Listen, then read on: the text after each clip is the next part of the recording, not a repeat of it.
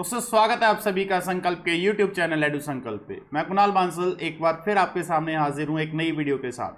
आज हम शुरू करने वाले हैं टॉपिक प्रॉफिट एंड लॉस, और इस टॉपिक में मैं अलग अलग कॉन्सेप्ट के बेस पे पार्ट्स में वीडियो बनाने वाला हूं। तो जुड़े रहे हमारे साथ, पूरे सारी वीडियोस को देखें ताकि आपको पूरा चैप्टर अच्छे से समझ आ सके। आज हमारा जो टॉपिक होगा उसमें हम बेसिक इंट्रोडक्शन करेंगे प्रॉफिट एंड लॉस की, कि प्रॉफिट एंड लॉस क्या है और इसके अंदर कौन कौन से बेसिक कॉन्सेप्ट्स यूज होते हैं। तो आइए दोस्तों शुरू करते हैं आज का लेक्चर, जिसमें हम इंट्रोडक्शन करेंगे प्रॉफिट एंड लॉस की। टॉपिक हमारा है प्रॉफिट एंड लॉस। तो सबसे पहले बात करते हैं जी प्रॉफिट एंड लॉस की। प्रॉफिट एंड लॉस होता क्या है?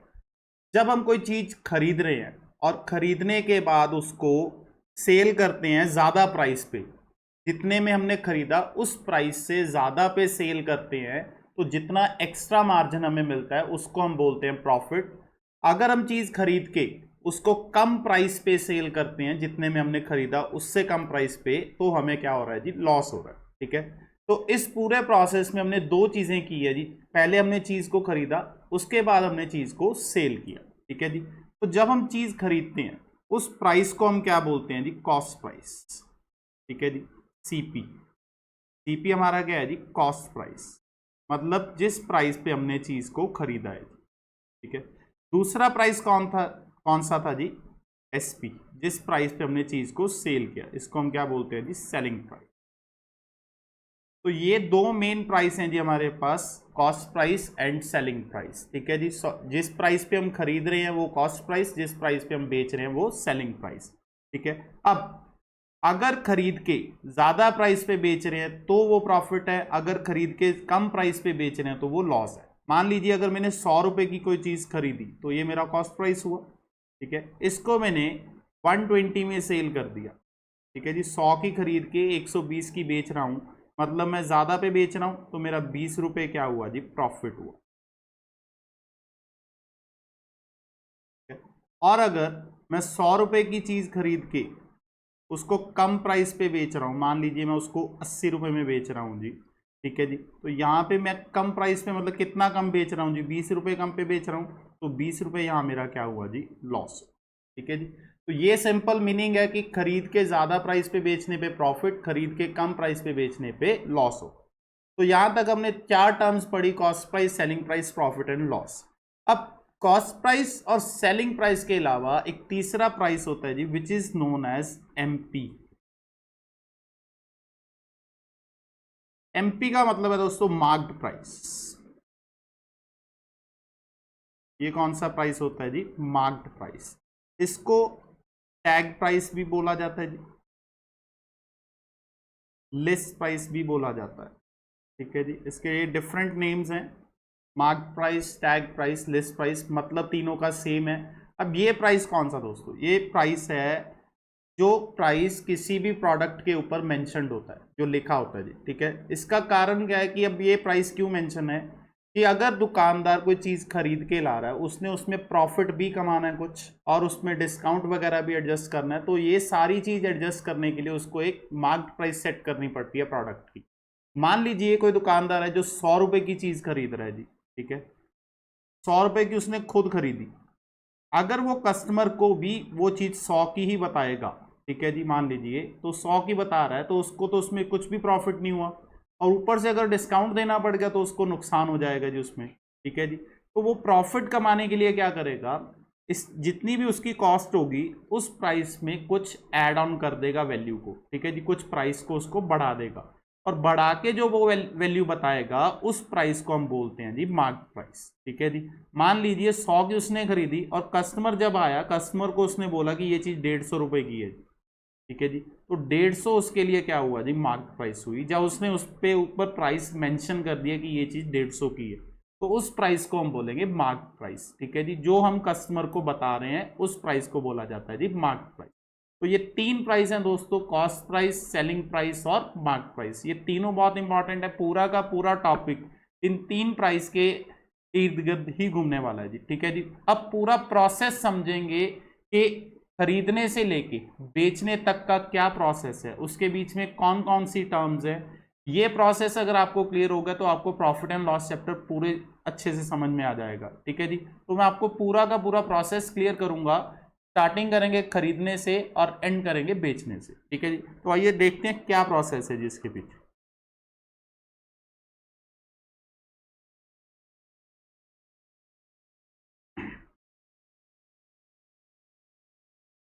हाँ जी, सबसे पहले क्या होगा, दुकानदार ने चीज खरीदी और दुकानदार जिस प्राइस पे चीज खरीद रहा है जी, उस प्राइस को हम क्या बोलते हैं, कॉस्ट प्राइस। ठीक है, अब खरीदने के बाद उसने उसमें कुछ वैल्यू ऐड ऑन करनी है, कुछ उसका प्राइस बढ़ाना है। ठीक है जी, प्लस करेगा कुछ, जितनी वैल्यू वो ऐड ऑन करेगा उसको हम बोलते हैं जी मार्कअप। क्या बोलते हैं जी, उसको मार्कअप बोलते हैं। और सीपी में मार्कअप प्लस करने पे कौन सा प्राइस बनता है जी, मार्क प्राइस बनता है, विच इज एमपी। ठीक है, अब प्राइस उसने सेट किया, कस्टमर आया, कस्टमर ने चीज अपना पसंद की और उस पर उसने डिस्काउंट मांगा। ठीक है जी, तो दुकानदार ने उसको डिस्काउंट दिया कुछ, और वो डिस्काउंट वो किस प्राइस पे देगा, मार्क्ड प्राइस के ऊपर, एमपी के ऊपर, जितना उसके ऊपर मेंशन है। तो वो डिस्काउंट को क्या कर देगा जी, उसमें से माइनस कर देगा मार्क्ड प्राइस में से। तो एमपी में से डिस्काउंट माइनस करने पे कौन सा प्राइस बन जाएगा जी, सेलिंग प्राइस बन। ठीक है जी, तो मतलब सबसे पहले उसने चीज खरीदा, कॉस्ट प्राइस, उसमें कुछ उसने वैल्यू ऐड की जिसको मार्कअप बोलते हैं, ऐड करने पे जो प्राइस बनेगा वो कौन सा प्राइस बनेगा, मार्क्ड प्राइस, एमपी। और एमपी के ऊपर डिस्काउंट देने के बाद कौन सा प्राइस बनेगा, सेलिंग प्राइस बनेगा। ठीक है जी, और इन दोनों प्राइस के बीच का जो भी डिफरेंस निकलेगा, सीपी और एसपी के बीच का जो भी डिफरेंस निकलेगा, वो क्या होगा हमारे लिए, प्रॉफिट या लॉस।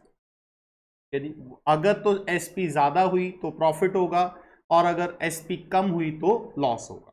ठीक है जी, तो ये पूरा प्रोसेस है जी एक प्रॉफिट एंड लॉस के अंदर। ठीक है जी, इसी प्रोसेस के ऊपर मोस्टली अपने सारे क्वेश्चन जो होंगे बेस्ड होंगे। ठीक है, यही टर्म्स बार बार यूज होंगी, हमें ये देखना होगा कि हमें क्या गिवन है क्वेश्चन में, और उस गिवन चीज से हम क्या चीज फाइंड आउट कर सकते हैं। ठीक है जी, अब क्वेश्चन को सॉल्व करने के यहाँ पे आपके पास दो रास्ते दिख रहे हैं जी। ठीक है जी, एक रास्ता तो ऊपर से सिंपल जो जा रहा है, पहले सीपी से हम गए मार्कअप ऐड करके एमपी के ऊपर। ठीक है जी, और एमपी के बाद डिस्काउंट माइनस किया और कहाँ पहुंच गए जी हम, सेलिंग प्राइस के ऊपर। तो एक रास्ता तो ये है दोस्तों। ठीक है, दूसरा रास्ता क्या है कि सीपी से हम डायरेक्ट किधर जाएंगे, अगर हमें प्रॉफिट या लॉस गिवन है तो सीपी से प्रॉफिट और लॉस को यूज करके हम क्या कैलकुलेट कर सकते हैं, सेलिंग प्राइस।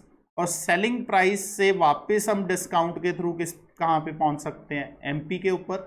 और एमपी से मार्कअप को यूज करके हम वापस कहाँ पे पहुंच सकते हैं जी, कॉस्ट प्राइस के ऊपर। ठीक है जी, तो ये हमारा पूरा प्रोसेस है। दो रास्ते हैं, हम किसी भी रास्ते से जा सकते हैं, डिपेंड करेगा कि हमें क्वेश्चन में क्या क्या गिवन। ठीक है जी, अब यही चीज को मैं वैल्यू टर्म्स में आपको समझाने की कोशिश करता हूं। हम कुछ वैल्यू एज्यूम करके चलते हैं।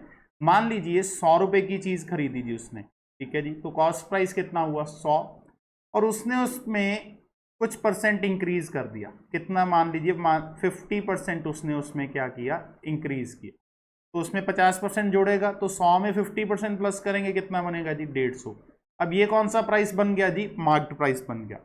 इसके ऊपर उसने क्या देना जी, डिस्काउंट देना। ठीक है, मान लीजिए वो 10% डिस्काउंट दे रहा है जिस प्रोडक्ट के ऊपर, तो 150 में से 10% माइनस करेगा, 150 का 10% कितना बनता है, 15 रुपए। 15 रुपए माइनस करने पे ये हमारा सेलिंग प्राइस कितना बन गया, 135।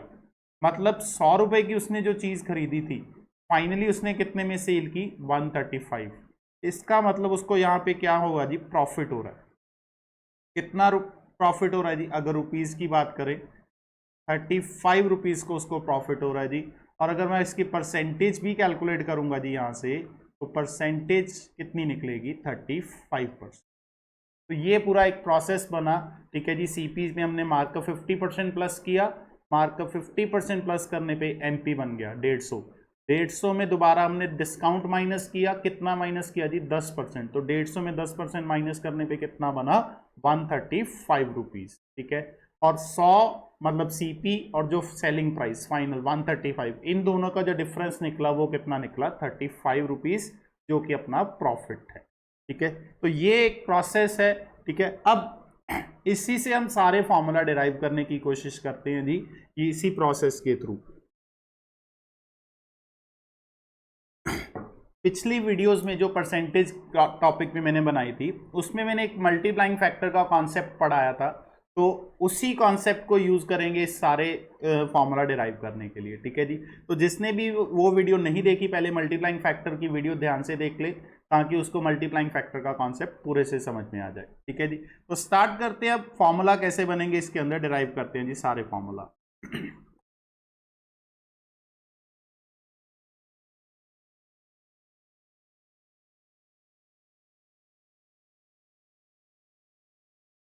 सबसे पहला स्टेप क्या है, कॉस्ट प्राइस।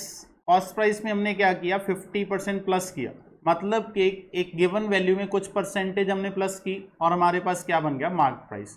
तो initial value into multiplying factor into final value, ये हमारा फॉर्मूला था जी जो हमने पिछली वीडियोस में पढ़ा था मल्टीप्लाइंग फैक्टर की वीडियो में। ठीक है, अब यहाँ पे सिर्फ हमें इनिशियल वैल्यू और फाइनल वैल्यू को डिसाइड करना है कि इनिशियल वैल्यू कौन सी होगी और फाइनल वैल्यू कौन सी होगी।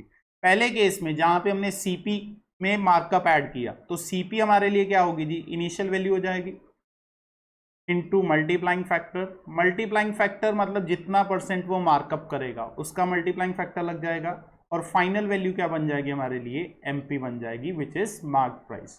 तो एग्जाम्पल के अकॉर्डिंग सीपी हमारी कितनी थी जी, 100 रुपए।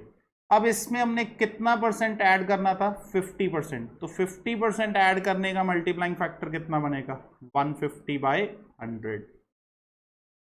तो ये कैंसल आउट करके हमारे पास मार्क प्राइस कितना आया, 150 रुपीज। तो ये हमारा पहला फॉर्मूला बनता है जिसमें हम सीपी और मार्क प्राइस का रिलेशन निकाल रहे हैं, CP into multiplying factor is equal to MP.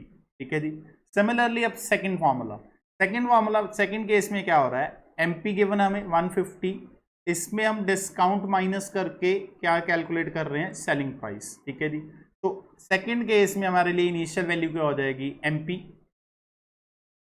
Into multiplying factor. अब मल्टीप्लाइंग फैक्टर जितना भी डिस्काउंट होगा उसके अकॉर्डिंग लगेगा, तो फाइनल प्राइस हमारे लिए फाइनल वैल्यू क्या बनेगी, सेलिंग प्राइस, जो कि इस केस में हमारी एमपी कितनी थी, 150। अब 150 में हमने डिस्काउंट माइनस करना है। मल्टीप्लाइंग फैक्टर जब माइनस करते हैं तो 100 माइनस के अकॉर्डिंग सेटल होता है। 10% वैल्यू कम हो रही है तो कितनी वैल्यू बच जाएगी, 90। तो 90/100 हमारा मल्टीप्लाइंग फैक्टर बन गया, इज इक्वल टू, इसको सॉल्व करने पे हमारी सेलिंग प्राइस आ जाएगी जी, कितनी आएगी वो, 135। तो ये हमारा सेकंड फॉर्मूला बनता है जिसमें हम मार्क प्राइस और सेलिंग प्राइस का रिलेशन बना रहे हैं। रिलेशन क्या है, mark price into multiplying factor is equal to selling price. अब तीसरा केस क्या है दोस्तों, तीसरा केस है अगर सीपी और प्रॉफिट या लॉस के थ्रू हम डायरेक्ट क्या कैलकुलेट कर सकते हैं, एसपी। तो उसके लिए हमारा फॉर्मूला बनेगा, इनिशियल वैल्यू इस केस में होगी हमारे लिए सीपी, परसेंटेज के अकॉर्डिंग मल्टीप्लाइंग फैक्टर प्रॉफिट या लॉस की जो भी परसेंटेज होगी इज इक्वल टू हमारा जो फाइनल प्राइस है, फाइनल प्राइस हमारे लिए क्या बनेगा, सेलिंग प्राइस। ठीक है जी, अब सीपी कितनी है जी हमारे लिए, 100 रुपए। ठीक है, अब प्रॉफिट इस केस में हमें कितना दिख रहा है जी, 35%। तो प्रॉफिट है तो सीपी में प्लस होगा, तो प्लस करने का मल्टीप्लाइंग फैक्टर 35 का क्या बन जाएगा, 135/100। तो ये सॉल्व करने पे हमारे पास सेलिंग प्राइस कितनी आई, 135। अगर प्रॉफिट की बजाय यहाँ पे लॉस होता तो ये मल्टीप्लाइंग फैक्टर माइनस वाला बन जाता। ठीक है जी, 100 में से माइनस कर। तो ये तीन फॉर्मूला बनते हैं जी, जो इस यही मेन फॉर्मूला है जी, 80 to 90% क्वेश्चंस में यही फॉर्मूला यूज होने वाले हैं। तीन रिलेशन हैं जी। सबसे पहला रिलेशन किस चीज का है, सीपी और मार्क प्राइस के बीच। ठीक है जी, कॉस्ट प्राइस और मार्क प्राइस के बीच, जिसमें रिलेशन क्या है, CP into multiplying factor is equal to MP. ठीक है जी, सेकेंड रिलेशन है जी मार्क प्राइस और सेलिंग प्राइस के बीच, रिलेशन क्या है, MP into multiplying factor is equal to SP. और तीसरा रिलेशन किसके बीच है जी, सीपी और एसपी के बीच, वो क्या रिलेशन है जी, CP into multiplying factor is equal to SP. ठीक है जी, ये तीनों को यूज करके आप प्रॉफिट एंड लॉस चैप्टर के मैक्सिमम क्वेश्चन सॉल्व कर पाएंगे। ठीक है जी, अब मल्टीप्लाइंग फैक्टर की बात करें अगर, ठीक है जी, मल्टीप्लाइंग फैक्टर कैसे बनेगा वो भी मैं आपको बता देता हूं एक बार ब्रीफ में। अगर तो प्रॉफिट या मार्कअप की बात हो रही है जी, ठीक है, मतलब ये दोनों चीजें प्लस होती हैं, तो उसका मल्टीप्लाइंग फैक्टर बन जाएगा 100 प्लस x% अपॉन 100, जितनी भी परसेंटेज है। जैसे पहले केस में मार्कअप था 50% मार्कअप था, तो 100 में हमने 50 जोड़ना है अपॉन 100, तो 150/100 बन गया। ठीक है जी। और प्रॉफिट के केस में भी था, प्रॉफिट कितना था 35%, तो 100 प्लस 35 अपॉन 100 135/100, तो उसका मल्टीप्लाइंग फैक्टर 135/100 बना। ठीक है जी। और लॉस, अगर दूसरा केस है लॉस या डिस्काउंट का केस है जी, ये दोनों चीजें माइनस होती हैं, तो इसका जो मल्टीप्लाइंग फैक्टर बनेगा वो क्या बनेगा 100 माइनस x% अपॉन 100। ठीक है जी। x% मतलब जितना भी लॉस या डिस्काउंट है। जैसे यहाँ पे हमने डिस्काउंट का मल्टीप्लाइंग फैक्टर यूज किया, डिस्काउंट हमने कितना लिया था जी 10% लिया था। ठीक है जी, 10% डिस्काउंट था, तो 10% डिस्काउंट के लिए मल्टीप्लाइंग फैक्टर हमने यूज किया था 90/100 यहाँ पे नीचे। ठीक है जी। तो ये 100 माइनस 10 किया, 10% का 10 माइनस किया, तो 90/100 हमारा मल्टीप्लाइंग फैक्टर बना। तो मल्टीप्लाइंग फैक्टर बनाने का सिंपल तरीका है जी, अगर तो प्रॉफिट या मार्कअप है तो वो प्लस वाली वैल्यू बनेगी, मतलब 100 प्लस x अपॉन 100 बनेगा, और अगर डिस्काउंट या लॉस की बात है तो वो माइनस वाली वैल्यूज बनेगी, उसमें बनेगा 100 माइनस x/100 बनेगा। ठीक है जी।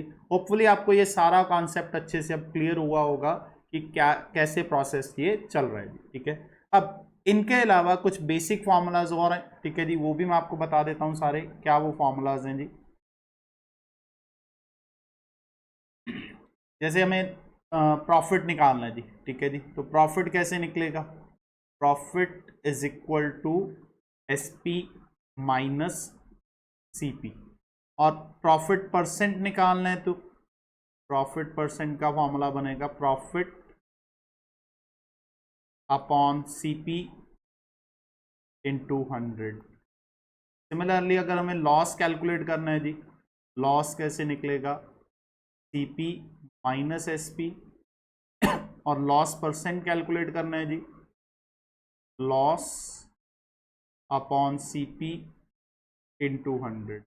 ठीक है। देन हमें डिस्काउंट कैलकुलेट करना है जी, डिस्काउंट का फॉर्मूला क्या बनेगा MP माइनस SP, और डिस्काउंट परसेंट का फॉर्मूला क्या बनेगा जी, अगर डिस्काउंट परसेंट कैलकुलेट करना है जी, जितना डिस्काउंट दिया अपॉन MP इंटू 100। देन उसके बाद अगर हमें मार्कअप कैलकुलेट करना है जी, ठीक है जी, मार्कअप कैलकुलेट कैसे होगा MP माइनस CP, और अगर मार्कअप परसेंटेज कैलकुलेट करनी है जी, मार्कअप परसेंट कैलकुलेट करनी है तो जितना मार्कअप किया अपॉन CP इंटू 100। तो ये एडिशनल बेसिक फॉर्मूला है जिसमें profit percent, loss percent, discount percent and markup और मार्कअप परसेंटेज को कैसे सॉल्व करना। तो दोस्तों ये थे आज के हमारे जो बेसिक फॉर्मूला जो कि प्रॉफिट एंड लॉस चैप्टर में यूज होने, ये बेस है प्रॉफिट एंड लॉस चैप्टर का। इनके अलावा कुछ और एडिशनल फॉर्मूला, एडिशनल कॉन्सेप्ट्स भी हैं जो कि मैं आने वाली वीडियोस में आपको क्लियर करूंगा। आज का मेरा मकसद सिर्फ आपको बेसिक कॉन्सेप्ट्स के थ्रू के साथ इंट्रोड्यूस करवाना था, जो मैंने आपको सारा क्लियर किया। आने वाली वीडियोस को देखें, और अगर आप चाहते हैं कि आपकी कोई वीडियो मिस ना हो तो चैनल को सब्सक्राइब भी करें। तो मिलेंगे नेक्स्ट वीडियो में, तब तक के लिए बहुत बहुत शुक्रिया।